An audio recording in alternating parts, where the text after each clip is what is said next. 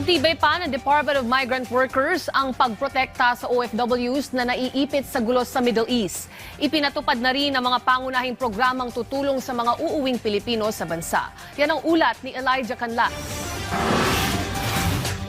Sinigurado ni DMW Undersecretary Bernard Olalia ang agarang pagtugon ng pamahalaan lalo na sa mga kababayang naaapektuhan ng pagsasara ng airspace at pagkaantala ng trabaho sa mga apektadong Middle East countries.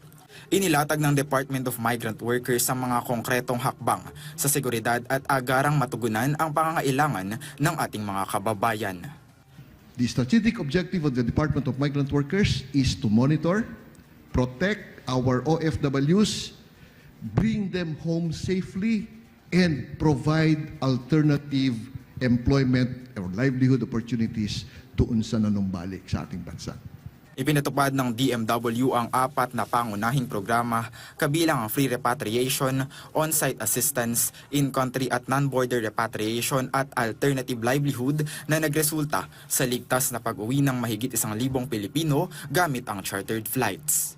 Tiniyak ng DMW na gumugulong na ang pagpoproseso sa mga inilaang pondo upang agarang makatulong sa mga repatriates. Nakalatag din ang mga bagong oportunidad sa mga nagbabalik bansa sa pamamagitan ng alternative livelihood programs katuwang ang DTI, LGU at TESDA para sa upskilling at lokal na trabaho.